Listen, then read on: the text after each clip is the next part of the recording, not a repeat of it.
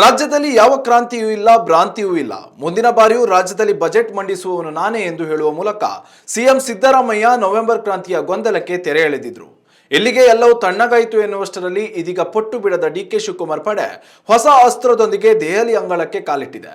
DCM DK Shivakumar ಆಪ್ತ ವಲಯದಲ್ಲಿ ಗುರುತಿಸಿಕೊಂಡಿರುವ ಸಕ್ಕರೆ ಸಚಿವ ಶಿವನಾಥ್ ಪಾಟೀಲ್, ಆನೇಕಲ್ ಶಾಸಕ ಶಿವಣ್ಣ, ಗುಬ್ಬಿ ಶಾಸಕ ಎಸ್ಆರ್ ಶ್ರೀನಿವಾಸ್, ಕುಣಿಗಲ್ ಶಾಸಕ ರಂಗನಾಥ್, ಮಂಡ್ಯ ಶಾಸಕ ರವಿ ಗಾಣಿಗ, ಶೃಂಗೇರಿ ಶಾಸಕ ರಾಜೇಗೌಡ ದೆಹಲಿ ಕಡೆ ಮುಖ ಮಾಡಿದ್ದಾರೆ.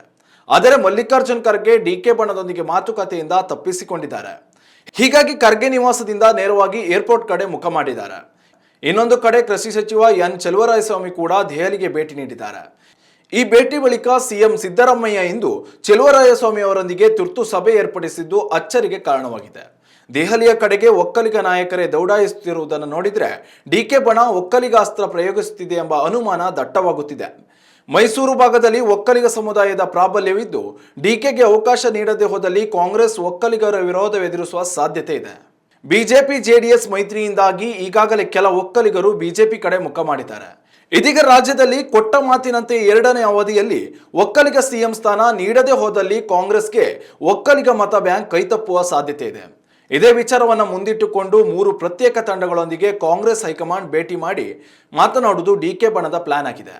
ಒಟ್ಟಿನಲ್ಲಿ ಸಿದ್ದರಾಮಯ್ಯ ಅಹಿಂದ ಅಸ್ತ್ರ, ಡಿಕೆಶಿ ಒಕ್ಕಲಿಗ ಅಸ್ತ್ರದಿಂದಾಗಿ ಕಾಂಗ್ರೆಸ್ ಹೈಕಮಾಂಡ್ ಸುಸ್ತಾಗಿ ಹೋಗಿದೆ.